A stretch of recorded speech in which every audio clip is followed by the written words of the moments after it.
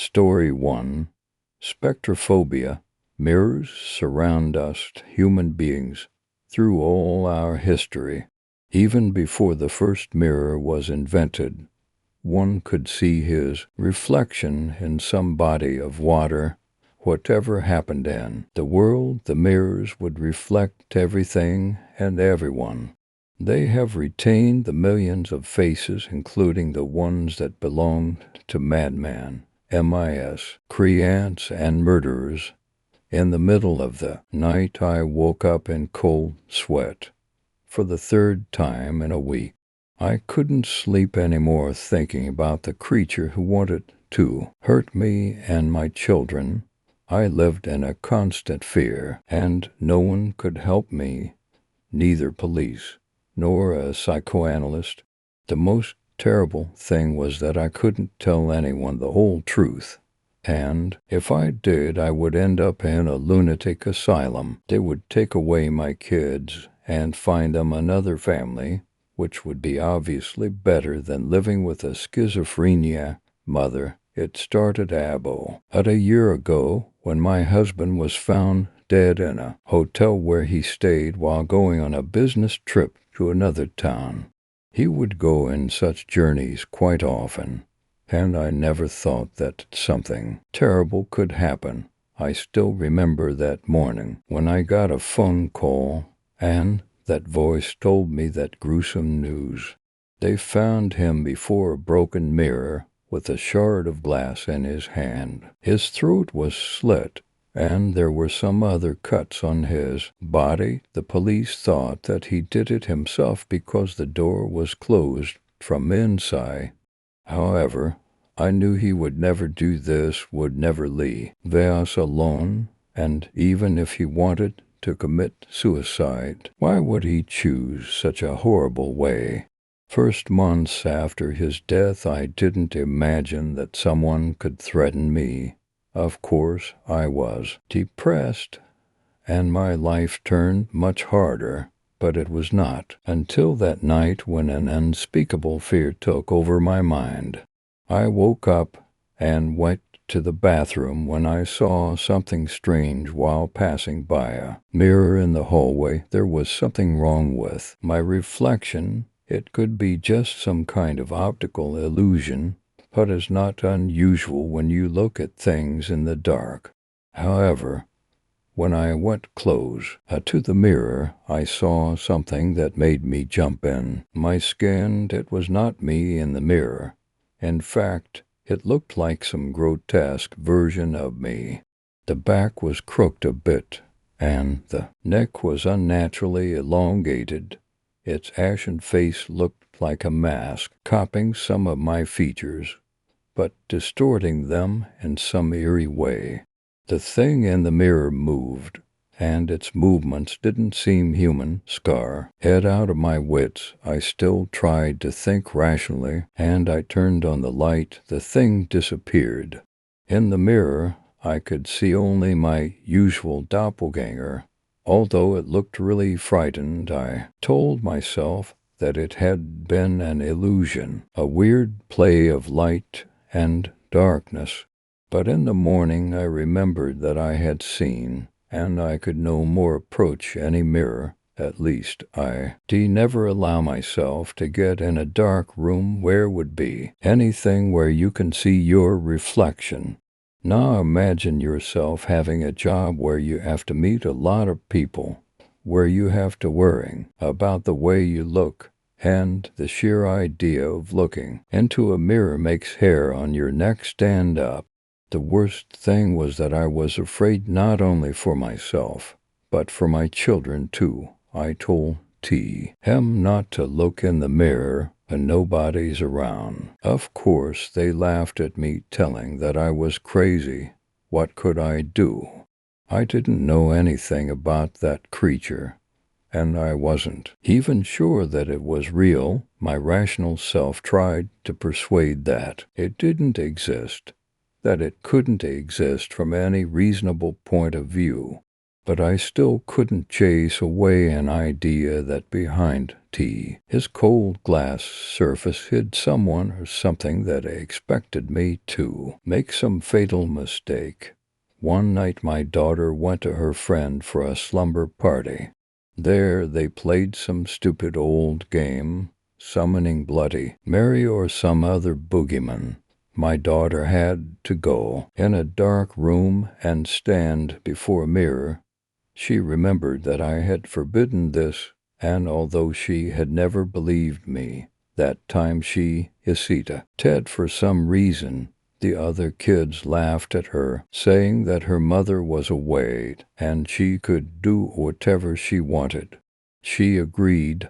I still don't know the exact details of what happened. Different people would tell me different things. At some point, they had heard her scream.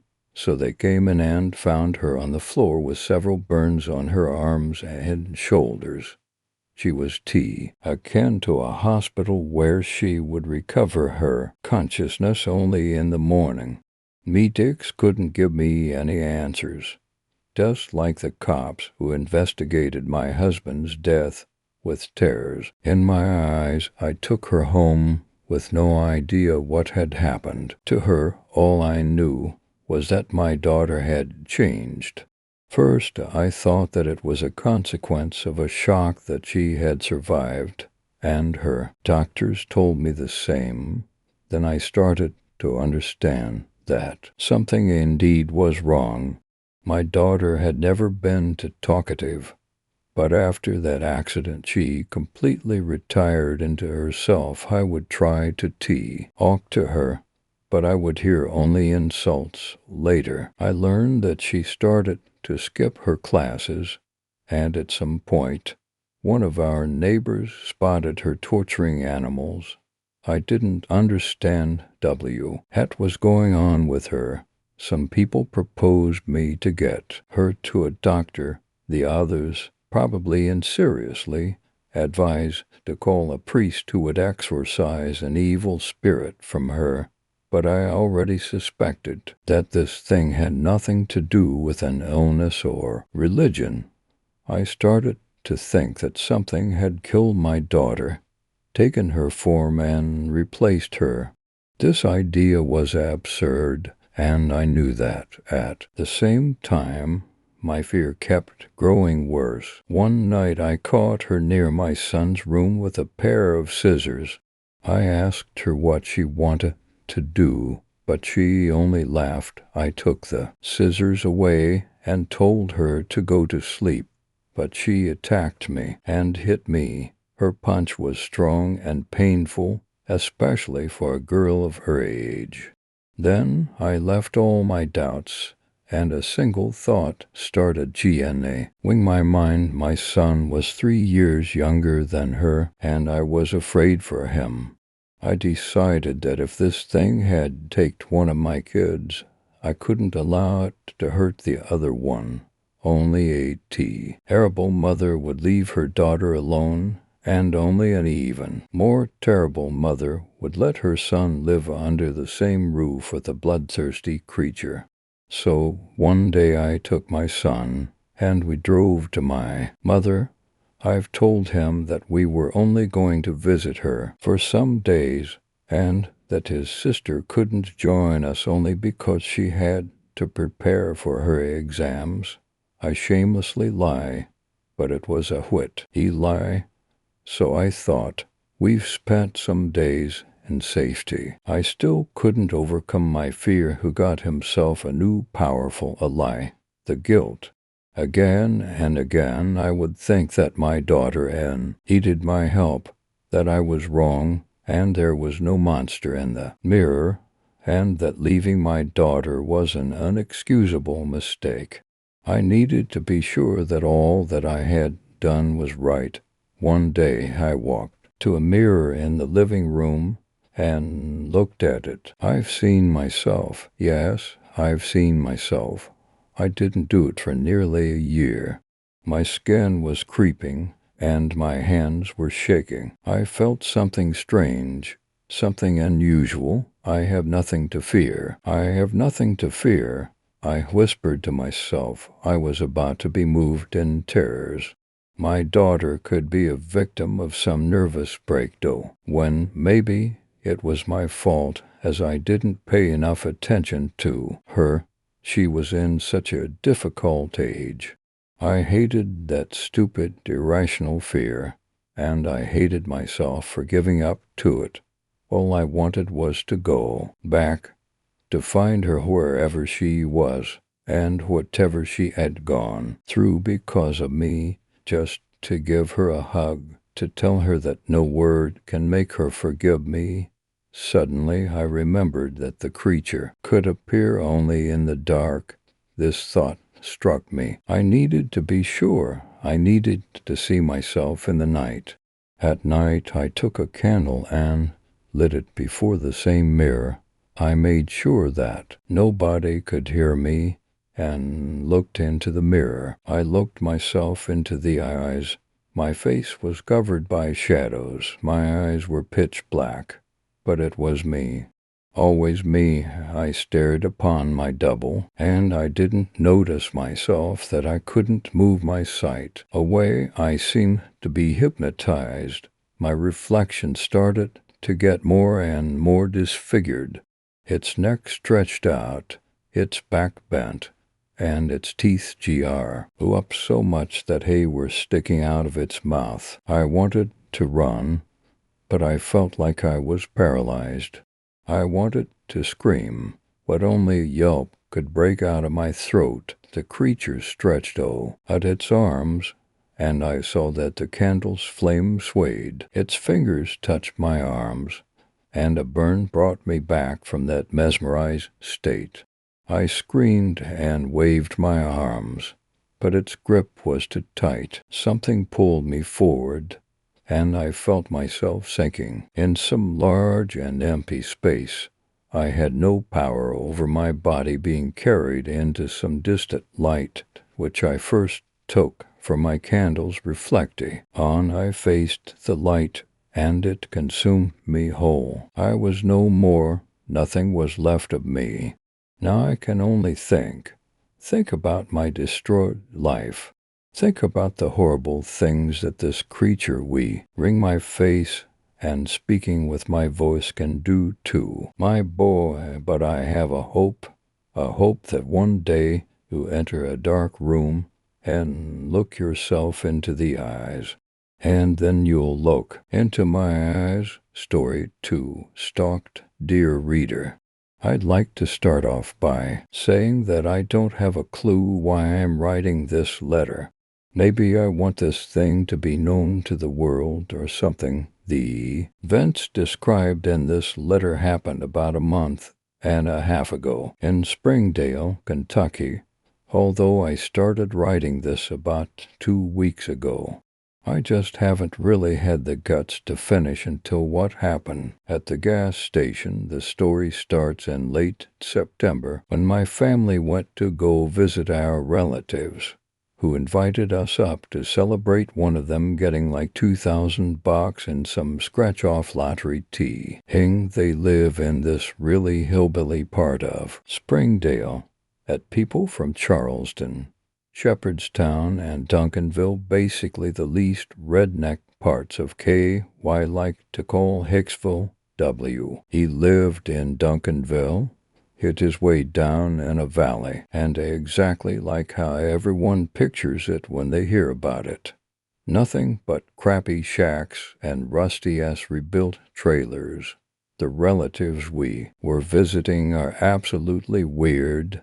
They all acted as if there was some sort of secret that they always had to keep hidden, which they did, and that would be discovered later. So anyway, we're up here in this godforsaken trailer, and it sucks. There's like 8 relatives, plus me, my dad, my mom, and my sister. About 2 hours in, my mom takes my cell phone so that I can focus on the family time together, which is crap. All we did the whole time was eat TV dinners and be forced to watch NASCAR and shit. After like 6 hours of that, about 10 minutes before W, you're supposed to leave, it starts raining. We know how treacherous the roads can get down in the valley, so we decide to wait for the rain to die down. 2 hours later, it's fucking dark as hell, 10 o'clock, and there's a flood warning for the area. I have my phone back by this time, no service, of course. I'm playing Tetris and Texas Hold 'em and stuffed. When I hear my dad start losing his mind in the next room, I walk over, and it turns out that they let slip that they'd buried their kid, Thomas, outside, and apparently were afraid the rain would wash up his body or some other crap. The kid was like 6. He was attacked by a dog, and they never told the cops. Just fucking buried him like he was a family pet. My dad's flipping out and rightfully so, because we live in the 21st century and all, so our relatives all say they'll sort it all out in the morning. My parents tell me and my sister to stay in the same room as them during the night, and we do. None of us really suspected that they'd killed Thomas or anything, since they're really peaceful. They didn't even own any guns except for this one old rusty double-barrel shotgun they had on a mantel. Nevertheless, we were creeped the hell out and intended to tell the cops in the morning once we got to town. So it was like 3 in the morning. I couldn't sleep. Power had gone out for the 5th time or so, and I'm not able to charge my dead phone. Worst part is, I could see Thomas's little grave right outside the window, little cross on it and everything, and I assume the kid couldn't have been buried deep at all since they were so worried about him just washing up out of the grave. So I was just fixated on it. I kept being drawn to look at the window, and then I saw the fucking worst thing in my life. Something was creeping through the trees toward the house. I stared at it for a while, but couldn't get a good look at it since it was raining and the brush was so thick. For a few minutes I assumed it was two really pale horses, kind of ambling through the woods side by side.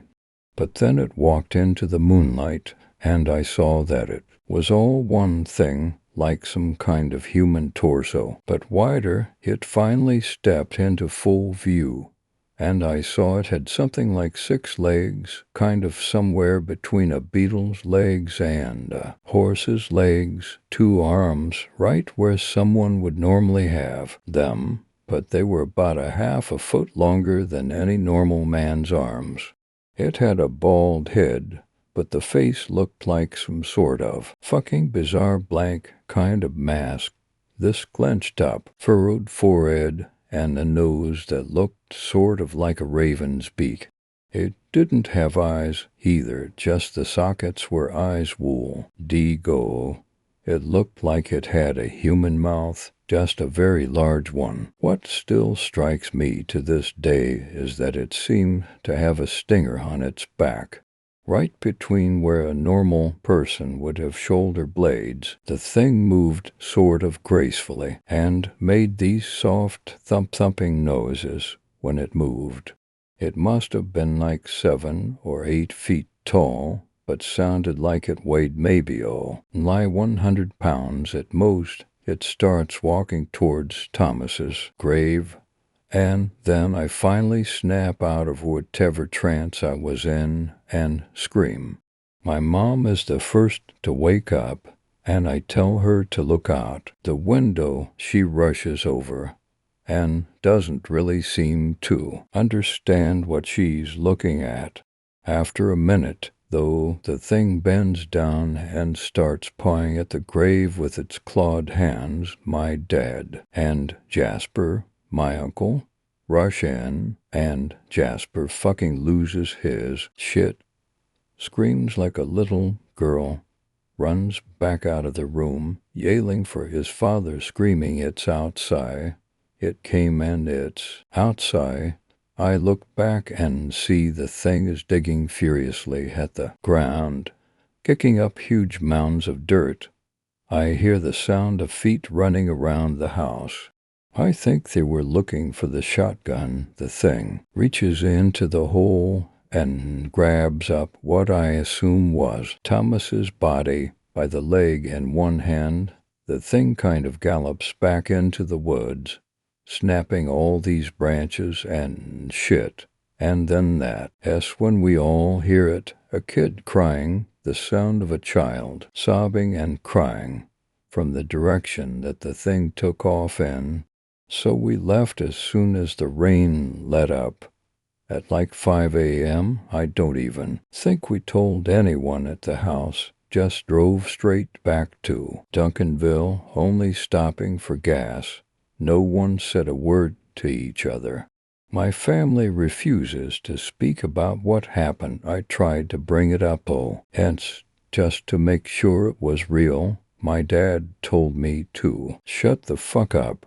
So I did. I started writing this about 3 weeks after it happened, but just saved it in a school folder and left it alone.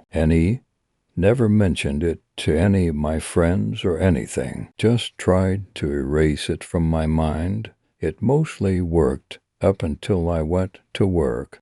See, I work at this gas station in Duncanville from 8 p.m. to 3 a.m. I work the register, keep the place clean, and take out the trash. When I was bringing the trash bags over to the back of the building for the dude in the morning to take care of, I heard what I had assumed to be some junkie kicking around in the dumpster. I yelled at whoever it was a couple of times to get the hell out before I called the cops. But as I walked towards the source of the noise, I suddenly heard those same footsteps, that soft thump-thump, hooves or feet, or whatever the hell they were. I turned right around and went back into the store and hid behind the counter. I look over at the outside security monitor and see some kind of movement from just off screen, something huge casting a shadow and moving. I caught a glimpse of, I don't know, an elbow or something, a pale limb darting in and out of view. It had to have been the same thing. I waited for it to leave, and after a while, it did. I woke up behind the counter at 1 a.m. this morning. I was in complete fear of the creature that was pursuing me, but it was gone now, and now I had nothing to fear, at least for the moment. That was when I heard the cry of a child. Then there was scratching at the back door. I ran back and made sure that the door was locked, which it was. Thankfully, the back door had no window on it, so I didn't have to see what was there. I went back to the register and looked at the security cameras. A young boy around the age of 6 was scratching on the door. His head leaned at a strange angle, and some of his flesh had fallen off. What was even more disturbing about it was that he seemed to be growing extra limbs, and a strange pointed one was starting to jut from his back, right between the shoulder blades. I continued to cower behind the register until I fell asleep again. I woke up this morning to my boss flipping out because I was asleep on his floor. He was probably thinking I was a drug addict or something. I took the whole week off to stay at home, waiting for the creature to come back. Every so often it does. I sit and I wait for that creature to finally have me. I have photocopied this letter and mailed it to all the people that I hold dear. You may find me dead one day if you don't find a way to help me first. The power has been out at my house for a while, and the phones don't work. I am going to go outside for the first time in a long time to mail these. Hopefully it isn't waiting. I hear it now. and I may have just heard a window break. Maybe I won't get this out for a while until it's gone, or maybe not at all, depending on whether or not the shadow looming over me is my imagination. Thump, thump. Story 3. The Ledge. Usually, when I see someone standing on the top of a building, peering over the edge, I only assume that they wish to kill themselves. However, this was not the initial reason that I got up here. It was not the reason why I had walked onto the roof of the place I worked, stood on the edge, and gazed over with intense focus onto the landscape before me. But now the wanting of my own death became much more. Maybe I should jump. I had more than enough reason to. I was in a dead-end job, no girlfriend, no family. No one would even care if I jumped. In all honesty, it is very strange that I was in this position, so much so that it made me question my own sanity. There were a lot of things I was afraid of, and heights was definitely one of them. Looking down off of this giant peak, the vision I had become narrowed. It looked as if everything in the center of my view had been dragged towards me slightly, and even though everything felt closer, it became more of a blur. My body was shocked into a paralyzed state. When I had realized how high up I was, I wanted to turn away, but my body would not allow it. I was planted onto this spot, unable to move. It felt as though thousands of wires were attached to every muscle I had and then nailed into the ledge below me. The ledge felt cold and lonely, just as I had been before I stood upon it, and now somehow still seemed to have been able to comfort me. Without words or sounds, it stood beneath me, supportive of any decision I was going to make, whether I would jump to my death or walk down the staircase back to my normal life. It was never able to judge my decision. All the ledge could do was enforce my posture and give me its time. It wasn't like it was going anywhere. It was just a ledge, and I did realize this. I am not crazy. My feet became absorbed into the edge of the building, like my feet were wrapped in sinking sand, stuck into the place I stood.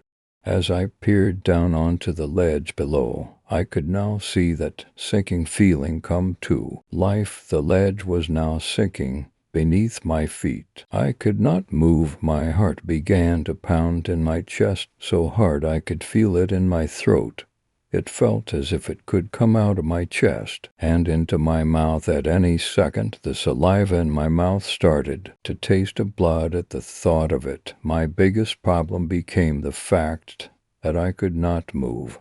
My ankles became engulfed by the stone, which as no longer solid, but became more like a liquid, unctuous, and now full of character. The ledge began to eat me up and swallow me like a snake would do to a rat. The feeling of it strangling my legs was unbearable. I could feel the bones in my legs snap like twigs, like after a tsunami hits a cliff of trees. I let out a scream that no one seemed to hear, and I realized I was alone. The view of the scenery became more distant, and the view of the busy ants below, which were not once aware of my existence, now became a blur. The ledge now was up to my waist.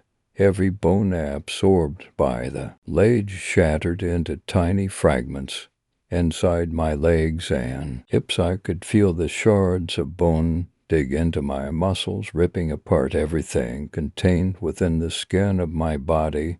Blood seeped from my skin, then burst through onto the building on which I stood. I screamed in agonizing pain, crying out to the distance for any hope of being saved from this ledge on which I slowly was becoming a part of. The ledge slowed down and seemed to let out all its aggression in a burst and became exhausted. I could still feel the nibbling of the ledge upon my skin grinding on to the outside of my ribs. Still there was nothing I could do except stand perfectly still. My arms went heavy as if tied to the ground below. My neck and upper body stiffened, and I could not twist or turn my head. It was as if they had become one, and disgust that they would not move, becoming independent to the impulses of my brain, refusing to listen. My face, however, retained my essence, and I was able to control every muscle in it as normal. The pain was consistent and never dulled. The agony I suffered did not kill me, but in this moment I wish it did. The reason why I came up here became clear to me, and I for some reason could not recollect any memory before this event. It wasn't like it mattered anyway. I was to die now, and all my thoughts and memories were to die along with me. Across from where I stood, a much taller building came to my attention. It looked as though a face became apparent in the front side of the building facing me. What must have been 100 or 200 meters away was a face, not that of a human or any person that I knew. At first I could not understand it. It focused its concrete eyes at me and began to animate. After a few seconds, I realized the face of the building had taken a form of some type of animal that I could only explain as some type of cat or feline. Its neck extended from the building towards me, allowing the features of its head and face to be more accurate and recognizable to my eyes. It really was some type of feline, perhaps even a dog.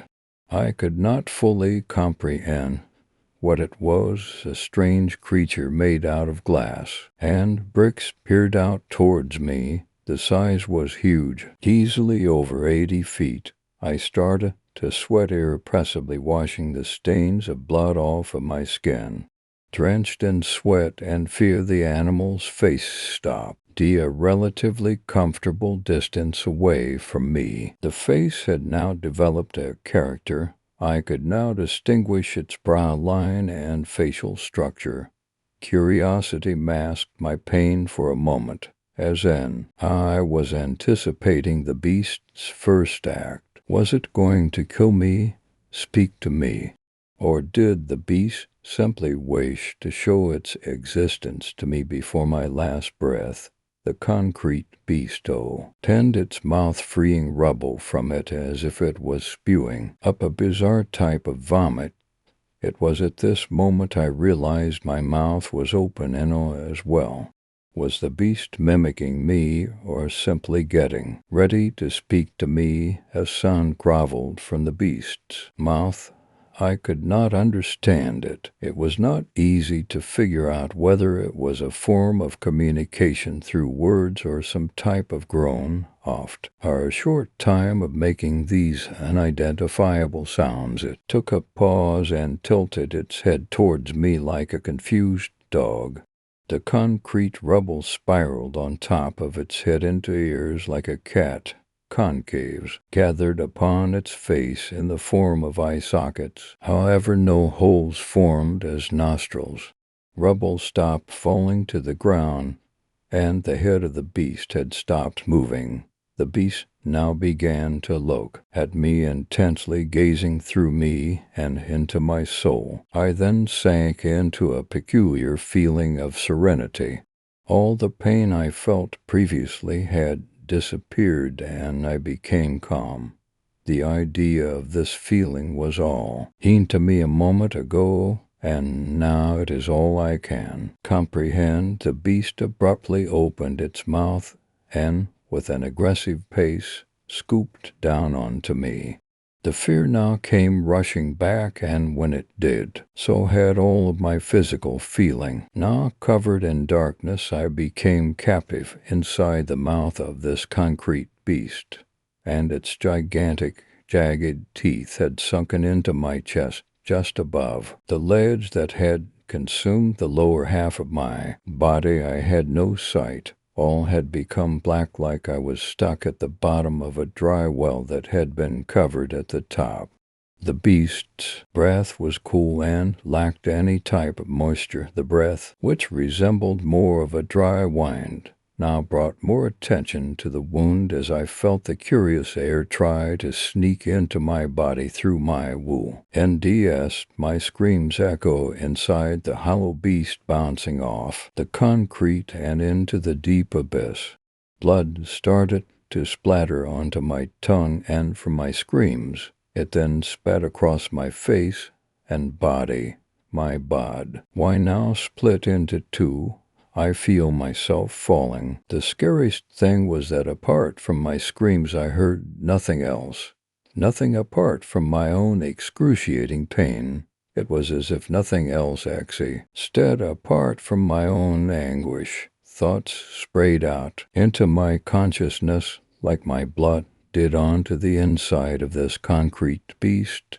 My mind felt like it was squeezed from the bottom as all my teeth compressed into the top of my brain, able to explode at any moment, almost like a balloon that has too much air being blown into it. Everything that happened in my mind in that moment, and he felt fast and slow simultaneously. Life didn't manage to flash before my eyes. In actual fact, darkness was my only friend, and before I managed to hit the ground, I closed them. Closing my eyes, I started to feel numbness. Was this even real? Each droplet of blood dripped from my insides as I felt my body and mind fade away. I cannot scream, call for help even. If I could, would it matter? The overwhelming instinct of staying alive was astonishing. Before all this happened, I was thinking of ending my poor miserable life. And here I was thinking of any way I could save it. My body turned cold as if I had just thawed out of a giant block of ice. Death was creeping up on me, but I knew it was certain. The Grim Reaper came in its strangest form and decided to end my wretched life for me. In the end, I now understood I was never in control of my death to begin with, and nor did I ever have the choice. Story 4. The Shadow Beneath Welford, December 25th, 1976, 11 p.m.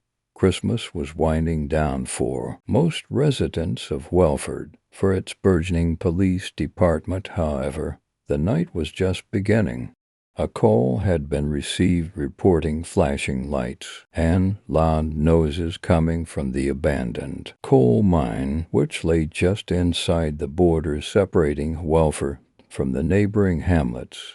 The captain at the time, John Four, had driven out to investigate along with another officer, anticipating nothing more than a group of teenagers out on a dare. Christopher Raymond was not included amongst the original dispatch, though he wished he had been. Most of his co-workers would have relished a day off on Christmas, but for the newly recruited officer, what should have been a day of merriment and celebration had, as per usual, turned into an excuse for his family to rag him out for his life choices. Why would you ever leave Boston for the scout town? Why did you marry that Mexican whore? Why haven't you and the whore given me a grandchild they never came to visit? Of course, it was a matter of principle for the elder statesman of the Raymond family to avoid the perceived filth of Welford. The lack of a physical presence from the parents didn't make the obligatory Christmas phone call any less insufferable. The worst part of it was that his family was correct in at least one of their assumptions. Why had he up and left a promising position in a big city organization for a tiny no-name town out west? His wife's status as a Mexican citizen didn't bother him as much, and he was in no hurry to produce an heir to the now corrupted Raymond line. But the initial question still gave him pause. So when Christopher's phone rang at 11:20 p.m., with a frantic-sounding sergeant practically begging him to drive down to the office for a briefing, it was less of an unpleasant interruption and more of a godsend. 30 minutes later, Acting Captain Christopher Raymond was on the scene at Cunningham Mine. Everything was shaping up very conveniently for him to play hero. Both members of the original investigative team sent to the mine had completely lost contact with the outside world. The new recruits from Worcester and Boston were not arriving for another few days, and out of all available field agents, he had been summoned to follow up on this case. As he approached the mine, Christopher knew he had to force the uncomfortable sense that this was all too good to be true out of his brain. He was finally getting a chance to prove himself, an opportunity to get his foot in the door in this still foreign environment. Still, that feeling remained, the feeling that despite everything falling into alignment, something was off. It was a sort of paranoia that was a key tool in any effective policeman's belt, yet it was especially pronounced for this occasion. No time to worry now. The officer's thoughts dug their way through his brain and out his mouth for the first time in a very long while. He was quite correct in his assumption. The gaping maw of the mine shaft awaited him. The scene that lay before the new captain as he entered the mine would not have been out of place in a geological freak show. The mine shaft was constantly shifting, wide to narrow, tall to compact. Every now and again a faint rumbling could be heard from somewhere deep below his current position, but this was the only thing he had noticed thus far that was even close to a clue. The more he wandered, the further he threw himself into the guts of the earth, the more Christopher wanted to return to the surface. He was normally unfazed by the darker places of the world, but Cunningham Mine had a certain bleakness about it which chilled him to the core. Still, there was a job to be done, and he was not going to leave until his compatriots had been found. Taking a left at a rotting support pillar, Christopher called out Officer Ford to Officer Shepard. His request for the missing officer's presence yielded no reply. Right turn. The once blinding cone of vision provided by the flashlight was now beginning to dim. Onwards, onwards, down into the endless, twisting halls of the mine. Faster now, Officer Ford. A rumble from below, Officer Shepard. A scraping noise from behind. Another right, and another scrape. Something was here. Down a slope. Faster, he could hear a squelching sound, closer than before. It was closing in. Christopher whipped around, gun in hand, and nothing. He turned forwards and began to run, then stopped himself. Had to stay calm. He began to explore once again, more prudently this time. Diligence and patience were key in these situations. Left, Officer Ford. Still nothing. Christopher rounded a bend and found himself facing a long hallway, a faint light at the end, finally a breakthrough. Once again he began to run. As the light closed in, it became clear that this was the entrance to a room, a safe haven, and if luck was on his side, some answers. The light drew closer and closer, until finally, Jesus Christ, Officer Raymond skidded to a stop at the entrance of the room. Something was not quite right. It was a bizarre sight indeed. Before him lay an abyss the likes of which he had never seen before. It couldn't have been a dynamite blast from long ago, gone badly wrong. The gap in the ground was almost ethereal in nature. The stone which made up these walls was different in the pale granite that comprised the rest of the mine. This made the smears of bright red strewn across them all the more striking. Pentagrams, pentacles, and far more ancient insignias from a dark, lost age adorned the sides of the artificial cavern. A doorway across the pit led deeper into the mine, but this chasm was clearly an impassable obstacle. A detour would need to be found as Christ offer cautiously wheeled around, taking care not to lose his footing. A muffled cry came from above.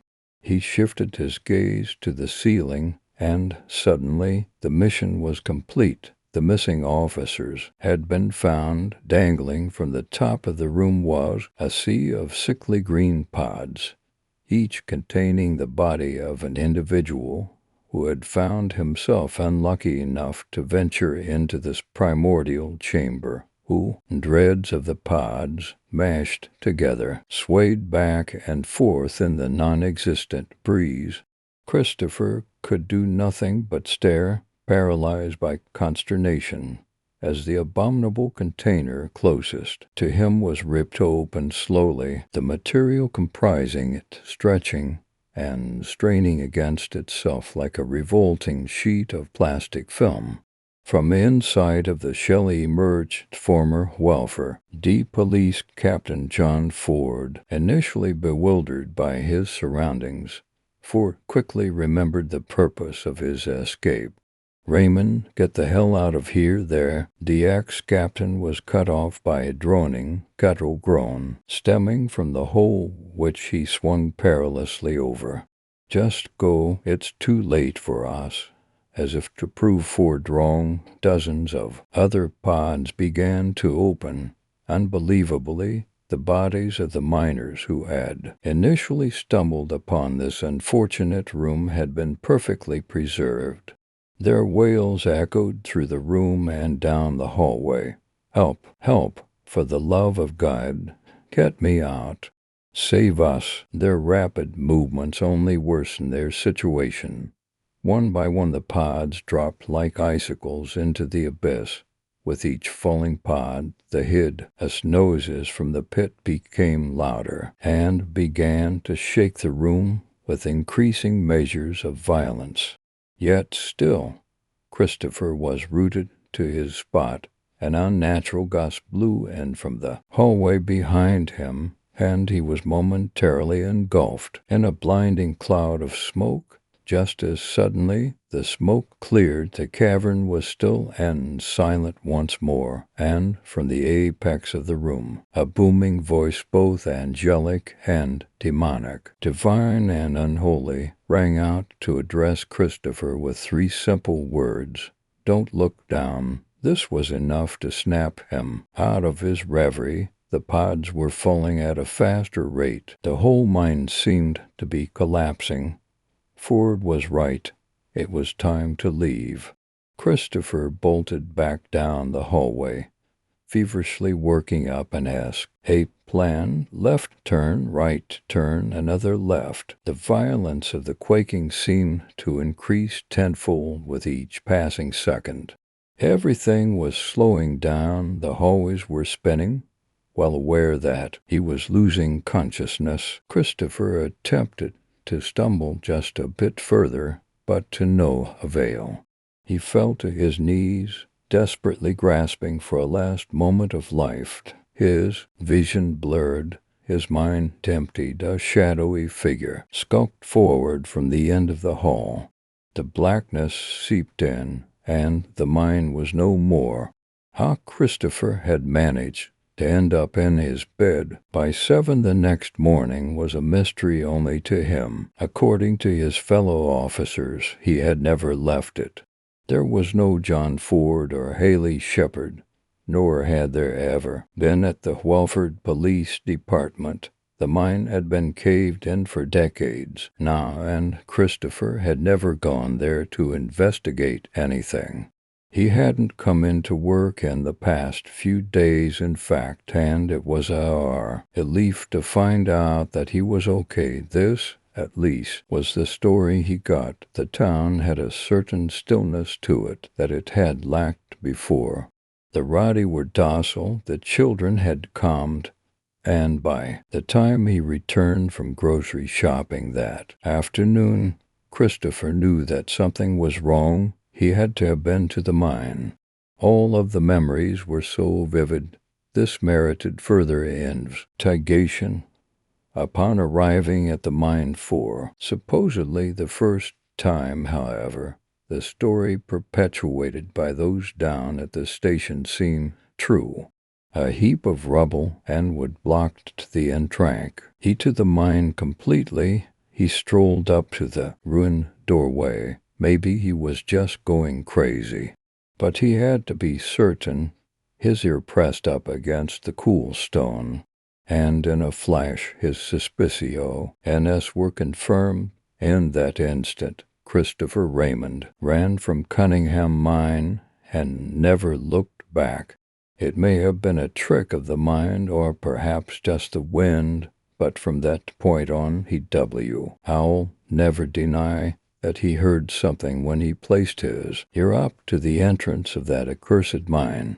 The piercing screams of those still trapped in the recesses of a place that something beyond time or space or human comprehension called home. Story 5. Storm-weathered and fear-worn.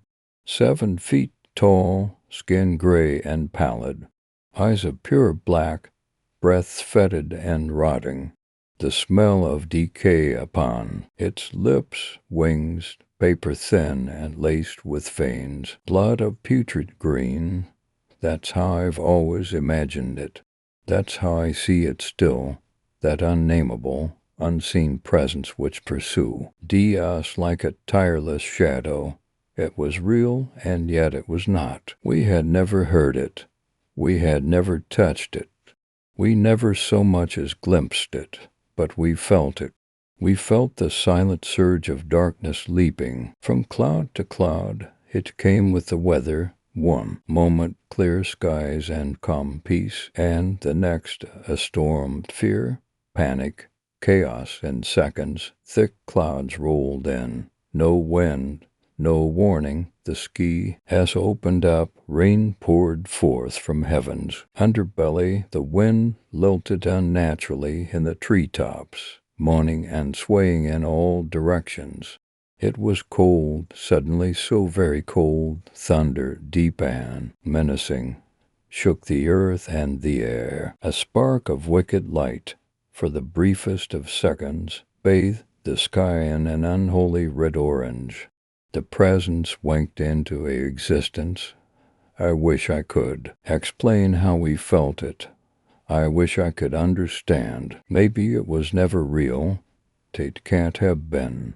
And I pray that I'm right. Being right would be so much simpler. I tried to reassure myself at the excitable age of 15, trapped in the forest in the midst of a downpour. My imagination had escaped my control and created the nameless specter. It was nothing more than an illusion. I had just wanted some sort of adventure. It wasn't a real entity. It couldn't harm us. After all, I had never seen the thing. I had never heard it. I had just subconsciously craved excitement, nothing more. And still, I can't escape my fear. As much as I comfort myself, I cannot shed that feeling, the feeling of eyes upon me. My friend had come to visit that day. It was a rare and welcome occasion. Due to distance, we saw very little of each other, and that was what prompted our visit to the forest. It was a place of refuge and escape. Although it was nearly time for him to depart, we made a journey to the thick swath of trees surrounding my house. It was childish logic. If we could distance ourselves from the house, he would have no need to leave. I know those woods like my own C.H. Ild, I know their aches and pains, I know every curve of, every path, and I know when something is wrong. It had started as nothing. We had lit a fire and were chatting casually, and then the rain ceased. It was nothing odd, it was just rain. We hadn't been expecting the storm, but in the never-ending summer heat it was welcome.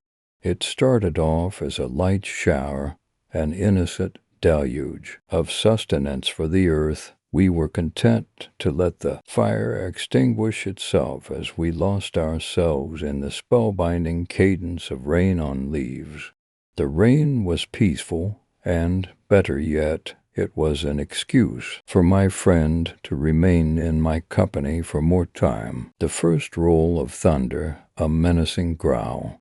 We joked that the sound had seemed almost alive, like the voice of some great beast. As far as I'm concerned, it was no joke. After the first throb of thunder, the lilting lullaby of the rain began to accelerate. It began to darken. The rain came harder and faster. Soon the drops were so large that they stung on impact. Concern welled up within me. Shelter. We needed shelter. I went to search for branches to build a canopy out of. As I stood, the sky burst into color. It was that first bolt of lightning. We both felt it immediately. Why us? Why us? Still, we needed to keep as dry as we could. I couldn't let some hunch distract me from that fact. 50 feet from the tree we were huddled against was a fallen tree. It was a perfect place to find what branches I would need. I left my friend behind.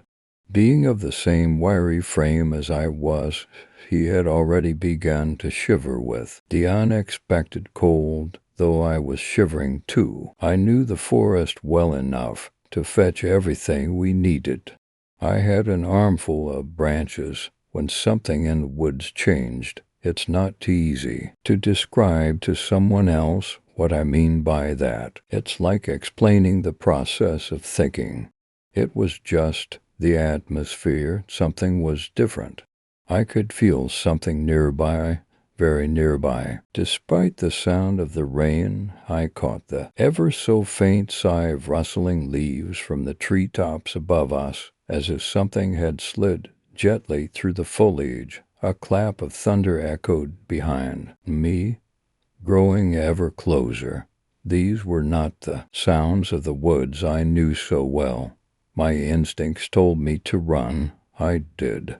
Branches still in my hand, I rushed back to my friend, my body shaking not just with cold, but fear. With trembling fingers, I fumbled to construct a meek canopy for both of us, eventually failing and sinking into the mud with terrified resignation, where Ng followed. Those were my friend's words. It was all he needed to say to confirm my fear. We huddled as close as we could for warmth. Something was very near. A shiver ran down my back. Eyes on me. The rain shifted, and with it a surging peal of thunder erupted from the sky. I held my breath. The thunder was close. It was practically on top of us. The rain continued to come. Utterly soaked now and shivering for our lives. A hot breeze slid behind us on the other side of our tree, a disconcerting contrast to the frigid rain. Something was not right about the air. I inhaled and found my nostrils filled with a nauseating miasma. It was the awful stench of decay. I gagged and the breeze stopped. Cold terror surged through my body. I could not stop the throb. That my gagging had drawn the breeze to a halt. Without knowing why, I dug my fingernails into the soft earth beneath me. I didn't dare look at my friend. The breeze whispered past us a guy, and, traveling in the opposite direction, lightly kissing my face, warming me with the sickly sweet aura of death. I shivered again, a tremor that encompassed my entire body. Something was searching for us. Something wanted us, and I dreaded to think what it would do if it found us. Don't move. Don't move. Don't breath. Don't blink.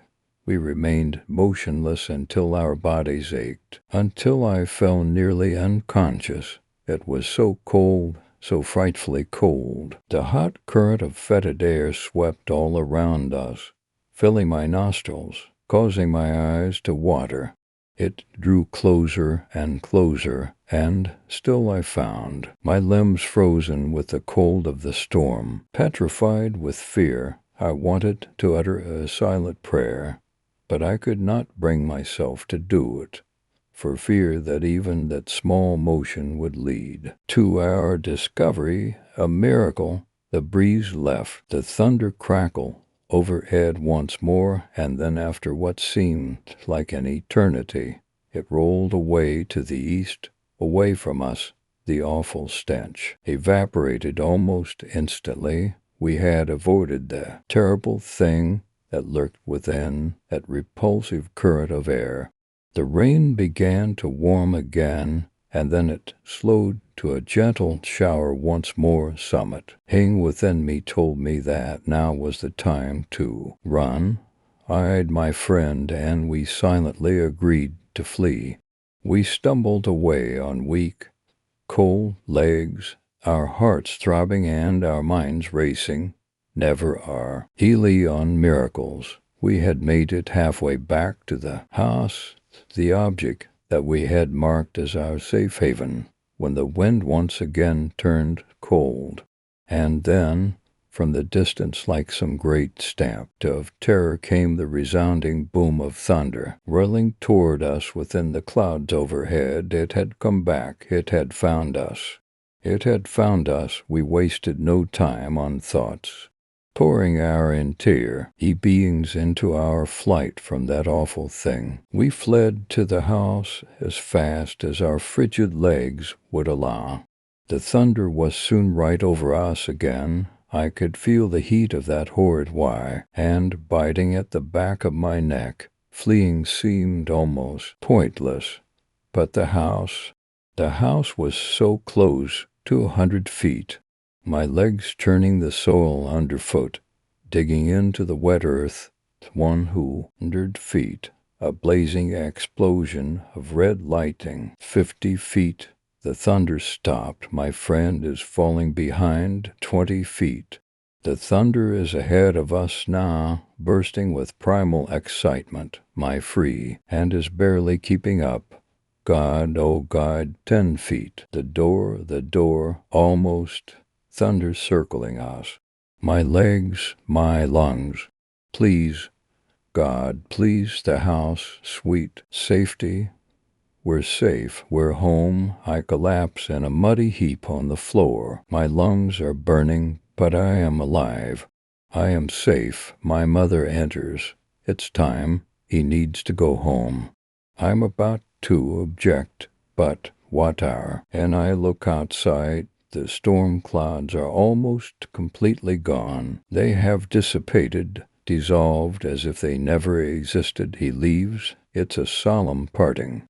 We both know what happened. We both know that fear, that awful fear. I'm safe now, if you could call it that. I've never returned to those woods. They are no longer my sanctuary, though they may not house that thing that pursued us. They hold the memories of it, and that alone is too much. Another storm came by. I tried to confront my fear. What had happened was all in our heads. It was safe. I kept repeating. It had been almost a month since the woods. It was 2 a.m. I heard the thunder. My eyes snapped open to see the window of my bedroom. Red lightning on the boulder in our yard. No, my mind was only sleep had led For if I had truly seen that gnarled black figure perched on the boulder, waiting to take me from this world, then I could not bear to ever leave this place.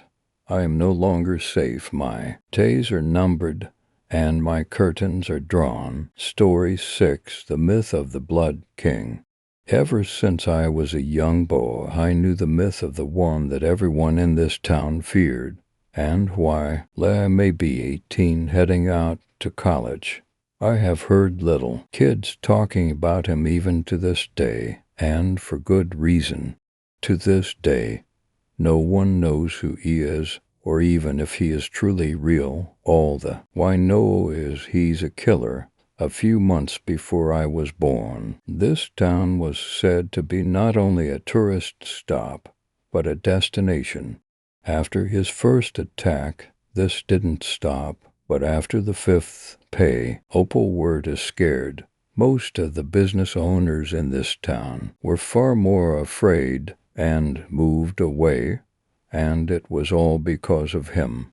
His supposed first victim came a month before my birth. An 11-year-old boy wandered into the forest, and it was unknown what happened to him then. On September 11th, the same day I was born, he made himself public, killing 2 little girls in their sleep. The bodies of the 2 girls were lying on the ground, and there were only 2 pieces of evidence that it was murder, one of which was the stab wounds in their necks, which were interestingly burnt as well, almost as if someone had cut them with a laser.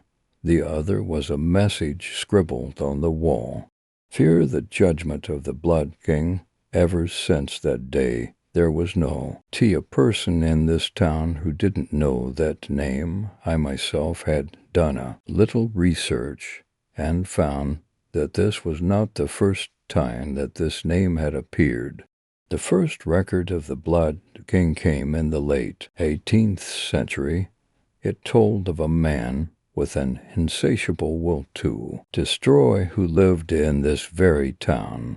And since then there had been many other records of him, all of which were here. This got me glad to leave this town. As I was packing my van, ready to head out, my mother came out and told me, "Be careful out there." And as we hugged for, like, the 4th time that morning, she said, "Visit if you can.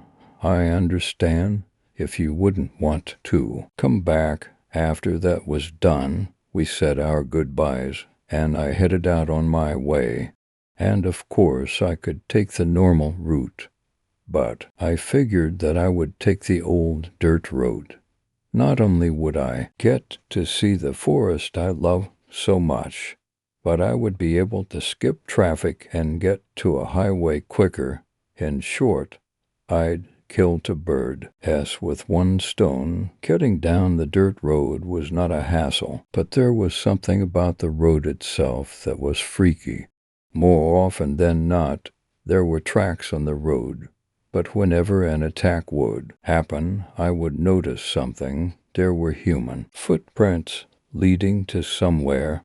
As I reached the fork in the road, I noticed the sign. Like I had many times before, it said on one side, "Path to the highway," and on the other, it just crudely said, "Beware." The path with "Beware" pointing to it was something that had always been alluring to me, but I never got the chance to explore it. Until now, turning down this road, I instantly regretted the decision. This part of the forest was dark and disturbing, with the fog appearing the deeper and I went. It was almost as if the forest itself was telling me to turn back, and there was nothing I wanted more, but the trees were far too numerous. I'd have to keep going until I found a clearing or made it to the road or something. Soon enough, the fog itself got thick enough to where I could literally see nothing, and it had also changed color somehow. The deeper I went, the fog became a deep shade of red, almost the same color as blood, It was at this point I stopped my van and got out. I could still make out the trees vaguely, and then I noticed something. It looked like a person in the distance. However, only a second after appearing, the silhouette faded, and I wanted to follow. As I did, the fog didn't let up for a second, so I used the trees to find my way.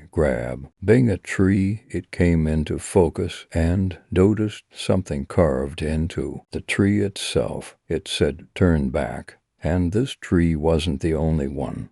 As my trek continued, the trees said many other messages, such as beware, run away, and most common fear him. Eventually, as using the trees proved to be useful to me, and I had made my way through the fog, though I was nowhere near a road. The only road was the one that I came down that was connected to a house.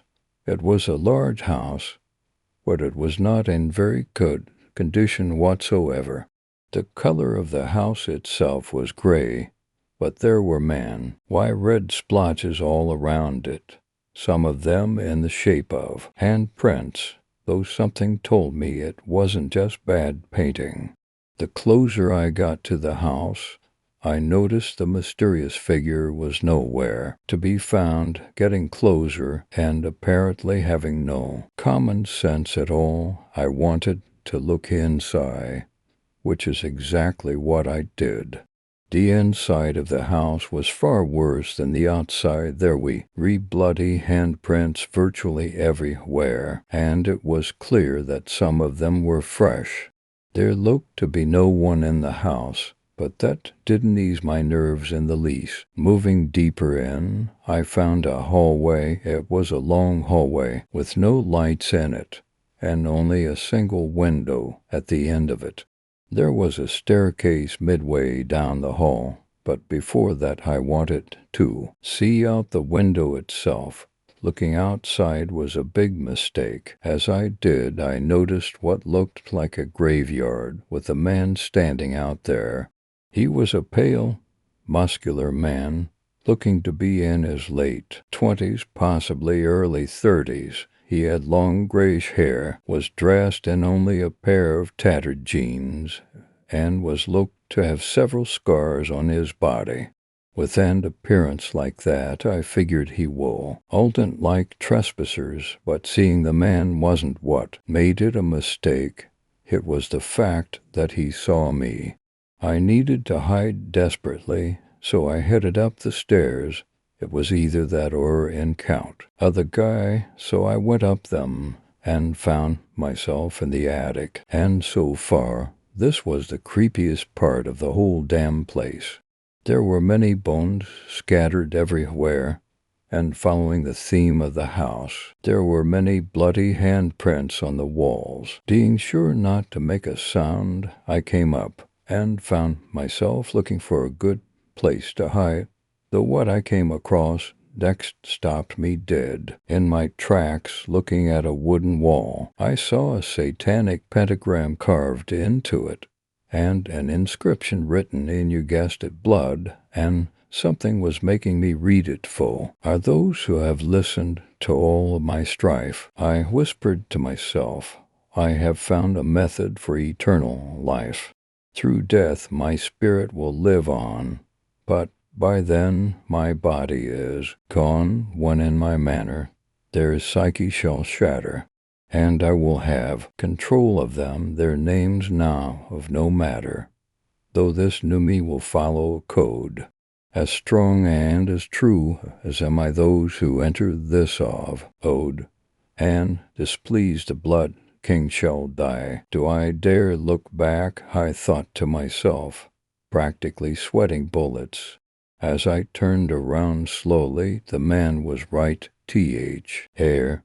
Now I had a better look at the owner of that deep, dark voice. He looked the same as down in the graves, except now he was more in focus. His scars were also giving off a faint glow, and I got to see his creepiest attribute. His eyes, they were pure black, no iris, no pupil, just all black, all throughout his eyes. As I stared into them, I was 100% certain I would die. His attack of choice was a punch to the face, which knocked me directly out cold. The last thing I heard from him was, "Be grateful I'm in a good mood today." A while later, I woke up back home in my bed. As I asked my mother what happened, she simply said, "We found you unconscious on the lawn. We assumed you were mugged." I got up to take a shower and attempted to get the memories of that house out of my head. This proved impossible. Once I looked at the mirror. On my right cheek, I had a small scar that was glowing the same faint red as the man's scars. Returning to my room, I found a letter on my bed that wasn't there before. Hesitantly, I opened the letter and read what it said. "Listen to me, human. You got lucky today to catch me in a good mood. I want you to know that as a master of sorcery, I could have destroyed you at any moment. But I chose to go easy on you. I used said magic to return you to your home, to send you the letter you read right now, and to give you that scar.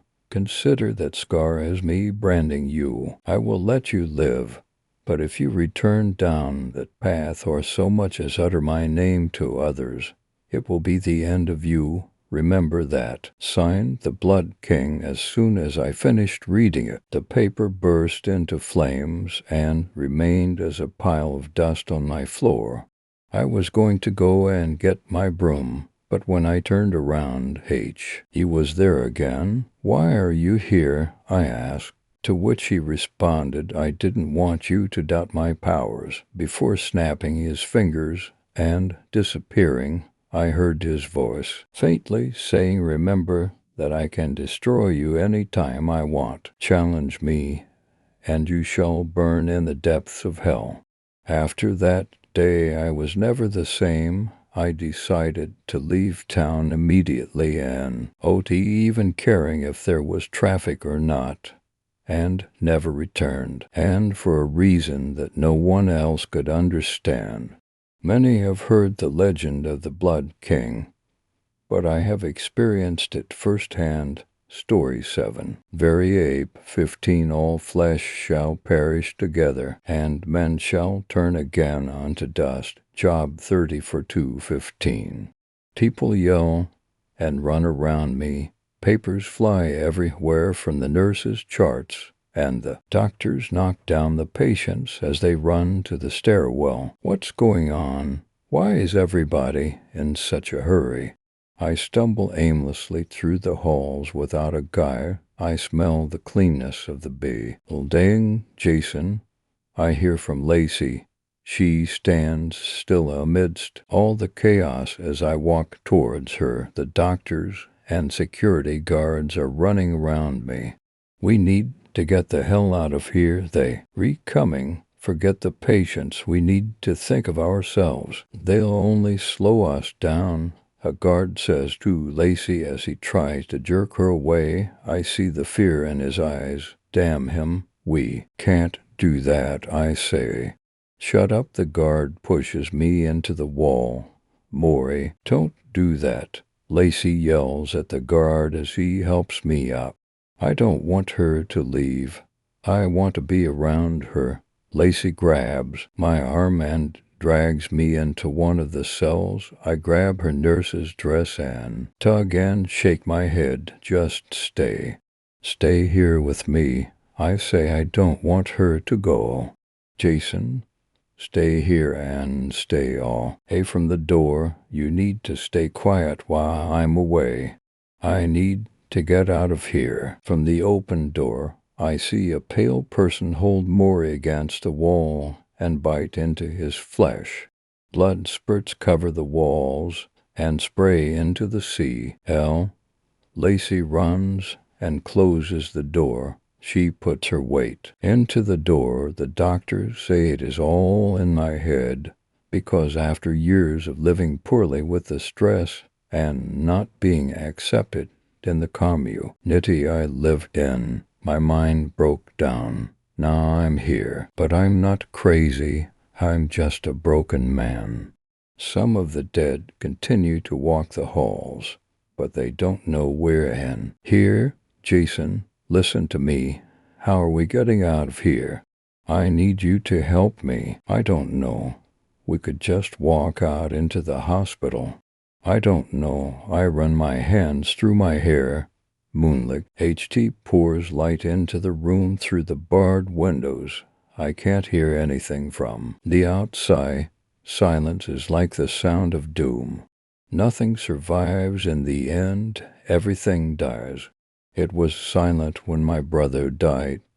Lacey and I walk out of the cell door. She looks both ways before stepping out.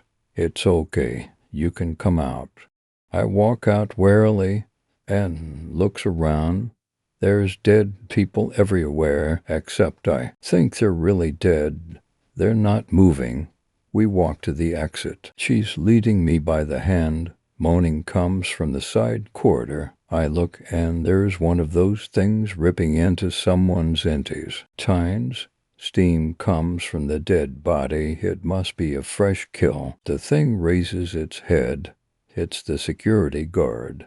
A large teeth-marked gash drips thick blood down his neck. In his teeth a piece so intestine hangs, and he chews on it like gum. Jason get to the stairs. Lacey opens the door and pushes me into the emergency lights of the stairwell.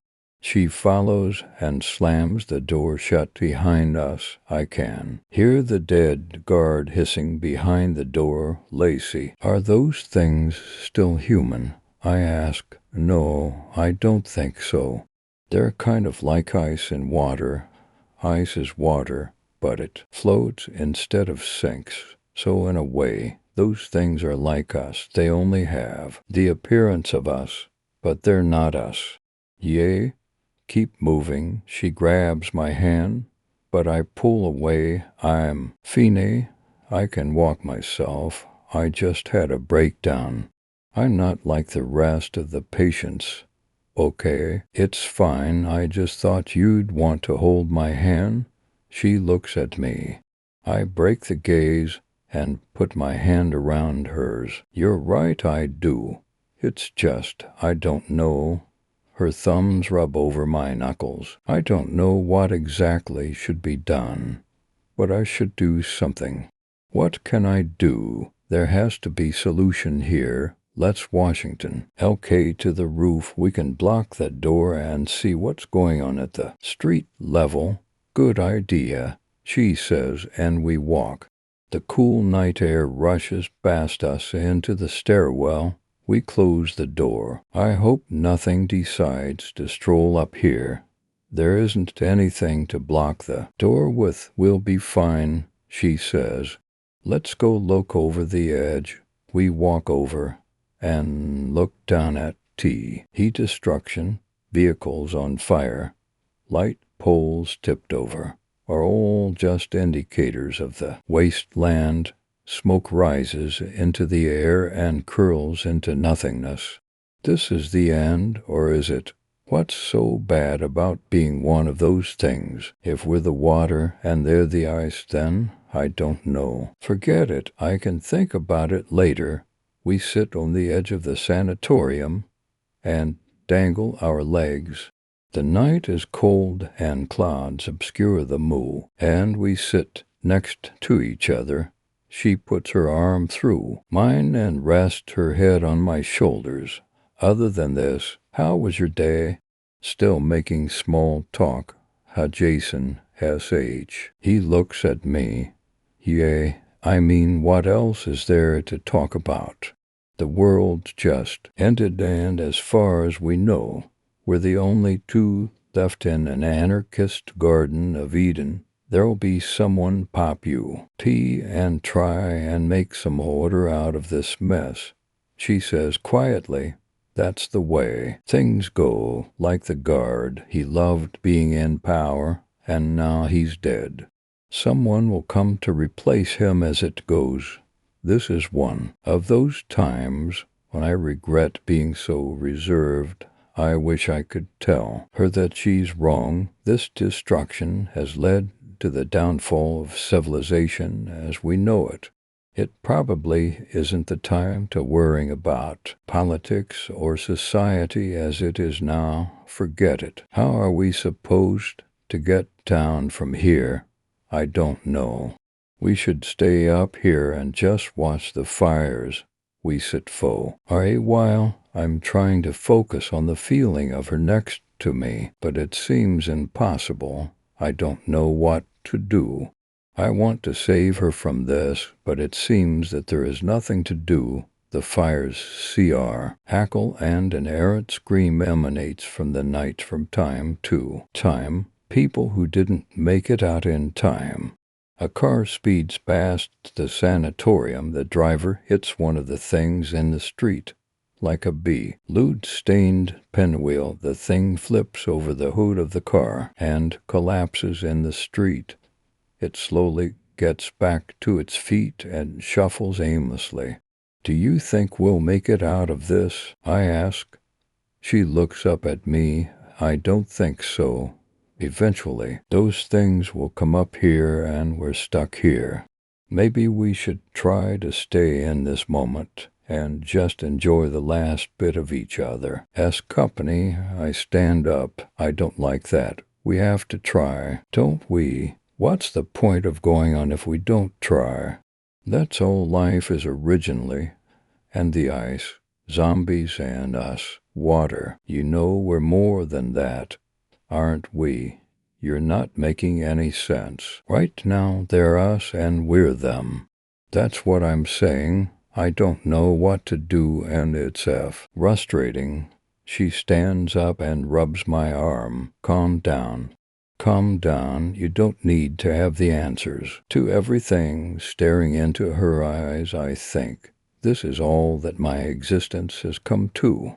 For years of college and a nervous breakdown, and to die on a roof with Lacey, no white picket fence, no dog, no kids, no dreams of anything more than death's embrace. Banging comes from the door. Lacey and I run to it and push our bodies up against it. We struggle to keep our footing.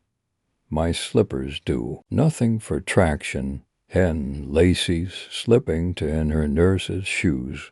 I grab her and pull her away from the door. What are you doing? She struggles against me. They're not fast, right? Let them out and then lure them to the edge of the building and push them off. That's, one of the things bite Lacey's arm. I can see it ripping the flesh of her arm and tearing the sinew and muscle. It rips a large chunk from her forearm. It chews the muscle and blood pours like a faucet. Lacey falls down and a large crowd of them arm her. They rip and tear at her flesh. She reaches toward me. I stand there watching. There is nothing I can do. She spits blood like a geyser. They tear into her abdomen, and her intestines fall out as she struggles. One of the things grabs her hair and rips off a scalp. She screams a rabid scream of pain, and then silence. I back away from the pack slowly. I slip on the rooftop gravel and fall. I scramble up and leap forward. My leg gets caught. One of those things has my foot and is trying to take a chunk out of me. I'm hopping on one foot trying to pull my foot away when my other foot slips and half of me goes off the edge of the sanatorium. The thing is losing its grip on my ankle. Dangling on the side of the building you were once committed in, isn't as glorious as it would seem. I still don't know what to do. In the end, that's all of us. We really don't know what to do. The lucky ones get to follow the crowd. The ones like me get to destroy or watch the ones we love get destroyed. I guess that's the only guarantee that life goes on regardless of everything else.